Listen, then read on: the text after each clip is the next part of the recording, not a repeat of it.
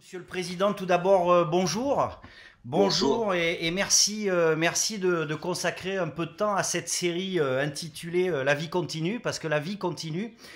J'ai pris connaissance, Monsieur le Président, d'un certain nombre de choses qui avaient été mises en place par la région Nouvelle-Aquitaine. Et moi, ce qui me frappe tout de suite, quand je regarde les mesures, alors bien sûr, on va parler un peu d'argent puisqu'on va parler d'économie, mais j'ai l'impression que beaucoup de mesures ont été prises pour les individus. Quand je regarde pour les soignants, l'hébergement, les équipements médicaux, les jeunes, les enseignants, les agriculteurs, il y a aussi des mesures qui ont été prises pour les transports. J'ai vraiment l'impression que ces premières mesures qui ont été prises pour que la vie continue le plus facilement possible pour l'ensemble des habitants de Nouvelle-Aquitaine. En tout cas, notre souci, c'est de répondre à l'urgence sanitaire, de faire en sorte que, avec les internats qui sont vides, on puisse accueillir des soignants, de faire en sorte qu'avec les systèmes numériques des lycées, on puisse poursuivre les études. Avec la plateforme d'aide aux devoirs, on puisse accompagner les élèves qui pourraient être en difficulté. Avec les entreprises, là c'est plutôt du collectif, on puisse faire en sorte que les entreprises, notamment les petites entreprises de transport, continuent de percevoir de la région ce qu'on leur devrait si le service se faisait, parce que le fait d'arrêter une activité met en péril l'activité économique. Bien Donc sûr. les entreprises seront rémunérées sur leurs charges fixes, bien entendu, diminuer des indemnités de chômage partiel qui sont mises en place par le gouvernement.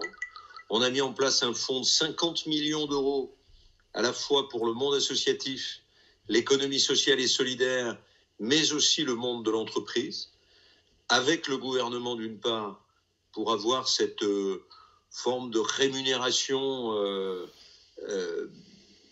avec le non-travail, avec les entreprises qui ont une baisse de 50% du chiffre d'affaires.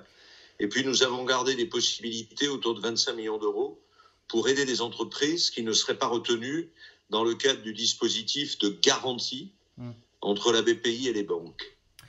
Alors, Donc il n'y a pas, oui, pardon, je vous en il prie. y a à la fois les individus, mais les individus pris collectivement dans le cadre de l'aide aux entreprises qui traversent cette période de non-activité, de non-marché. Ajoutons à cela qu'on travaille toutes les semaines et avec les intercommunalités. Ce matin, j'avais une réunion avec les agglomérations et les intercommunalités, notamment celle de Limoges. Et nous travaillons aussi avec les départements. Je sors d'une visioconférence avec les présidents de départements. Alors, j'ai eu la chance d'être en contact avec des chambres consulaires, avec des centres de formation, avec les missions locales. Bref, j'ai quand même ressenti, je voulais savoir si c'était aussi votre ressenti, une vraie mobilisation, une vraie volonté de continuer à avancer, de continuer à travailler et de continuer à accompagner les personnes qui en ont besoin. Soit on parle de stagiaires, soit on parle de personnes en situation de handicap, soit on parle de personnes dépendantes. Mais j'ai vraiment la sensation qu'on est dans cette période où on avance et on ne chouine pas, comme on dit chez nous. Oui, on ne chouine pas, on dit ça chez moi aussi. L'idée, c'est d'être proactif et avec une coopération privilégiée entre région et département et région et intercommunalité. C'est-à-dire qu'on couvre l'ensemble du territoire. Qu'est-ce qui va se passer pour le petit commerce? Qu'est-ce qui va se passer pour l'agriculture? Comment on développe, on massifie les circuits courts? On fait en sorte que nos concitoyens puissent être approvisionnés de produits frais. On a mobilisé le réseau des gestionnaires des lycées qui, vous savez, pour le compte de la région, assurent les commandes publiques pour assurer les repas des jeunes. Et il y a une massification, il y avait une massification des circuits courts pour l'approvisionnement des cantines des lycées. On va en profiter pour créer des lieux d'approvisionnement en produits frais, en viande, en légumes, en fruits, sur l'ensemble de la région fait une première expérience sur les Pyrénées-Atlantiques. On va la généraliser à l'ensemble de la région. Et on a créé une plateforme qui a un succès assez exceptionnel sur la mise en relation entre les producteurs d'une part et les consommateurs d'autre part avec le numérique. Ça, on verra, mais il est évident qu'une situation comme celle-ci permettra de capitaliser sur un certain nombre de pratiques au moment de réfléchir à la sortie de la crise. Je voulais juste qu'on refasse un tout petit point sur, ça aussi c'est quelque chose qui remonte beaucoup des acteurs de terrain, c'est la collaboration entre tous les acteurs et tous les niveaux, entre l'État, la région, les départements, les communes, les entreprises. Ça va être c'est extrêmement important bien évidemment pour mettre en place les mesures d'aide, mais je pense que ça va être aussi extrêmement important au moment de sortir de la crise, de façon à pouvoir accompagner tous ces acteurs.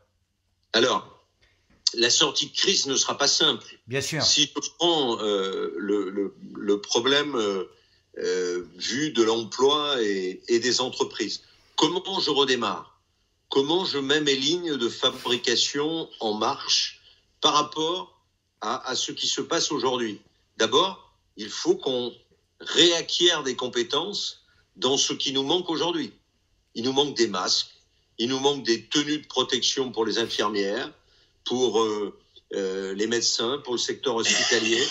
Donc on a un travail de reconquête de ces technologies à voir. Il faudra assurer la maintenance ensuite de tous nos outils, du tracteur jusqu'à l'IRM, de la voiture jusqu'au téléviseur.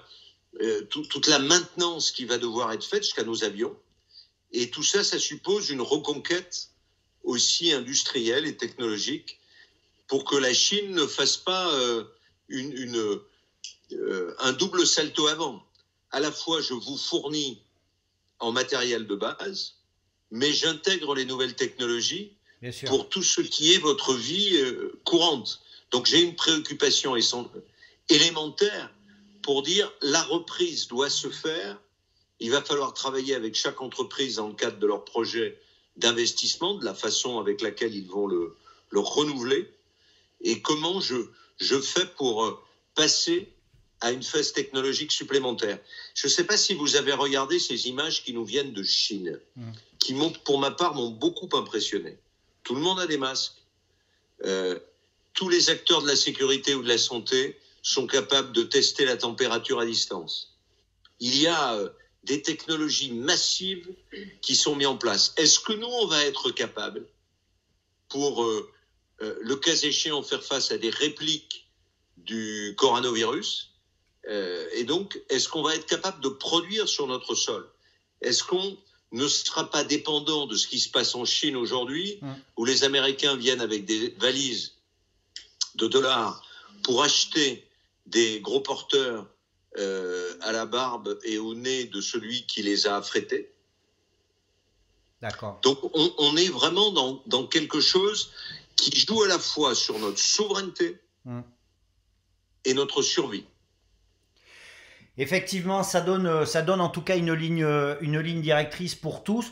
J'ai eu Monsieur Massy que vous connaissez sans doute, qui est le président de la Chambre de commerce et d'industrie de Limoges. J'ai eu des architectes, etc. Vous le savez puisque vous avez pris un certain nombre d'engagements. Le bâtiment, les travaux publics se posent des questions aujourd'hui. Quel est votre positionnement par rapport à ce secteur d'activité?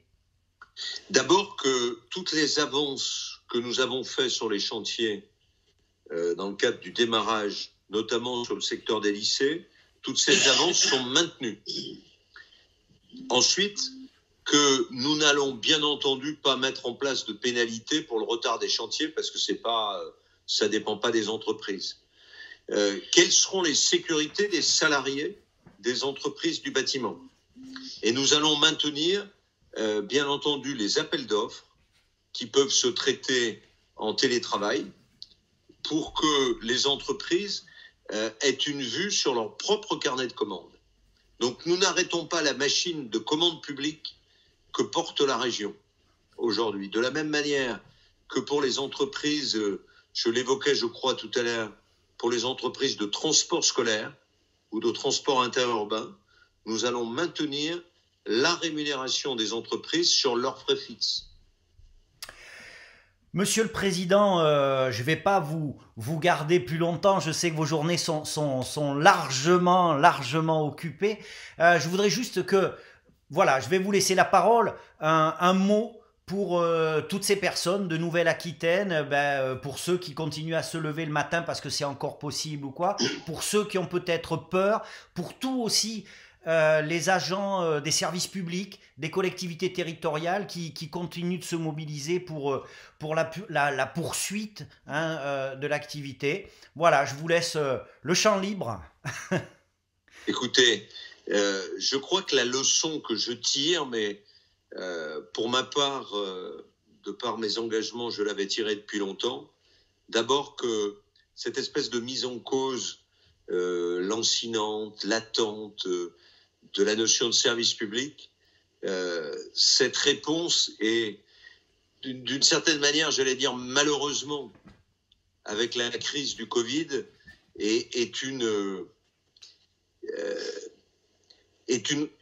illustration dans la souffrance de ce que le service public et les agents du service public peuvent apporter.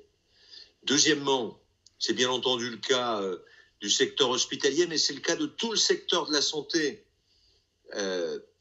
Comment une infirmière va-t-elle aujourd'hui sans protection pouvoir soigner une personne âgée à domicile? Comment dans les EHPAD allons-nous fournir, parce que la région a pris l'initiative de passer les commandes, des masques, des tenues de protection pour le personnel soignant?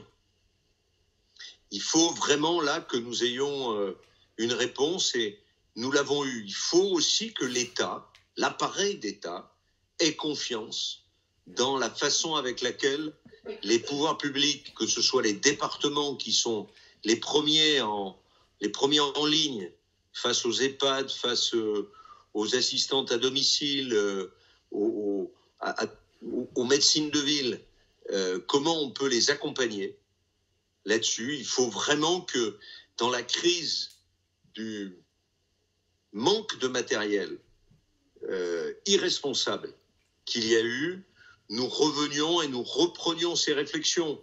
Il faut que les débats que l'on donne à la Cour des comptes et au débat de l'inspection des finances mettant en cause la notion de service public, enfin, tout ça, ça doit être fini, y compris d'ailleurs l'accompagnement des entreprises, y compris par rapport aux PME, y compris par rapport à nos agriculteurs. On voit bien qu'aujourd'hui, qui est au travail? Qui est au travail? Le monde ouvrier. Très bien. Merci beaucoup, monsieur Rousset. Merci beaucoup pour toutes ces mesures qui sont prises également. Et puis, merci beaucoup d'avoir accordé ce temps pour communiquer en proximité. Ce canal est le vôtre. Genre, je sais que vous ne manquez pas de sollicitations. Mais en tout cas, si vous voulez parler au plus près, vous pouvez m'appeler. Et puis hop, c'est reparti pour une vidéo. Merci beaucoup en tout cas. Et merci à l'ensemble de vos collaborateurs de rester mobilisés. Maintenant, on fait tous les deux confiance à Rachid à partir de là. C'est vrai. Merci beaucoup. Je vous souhaite bon courage et prenez soin de vous. Merci. Merci à vous aussi. Au revoir.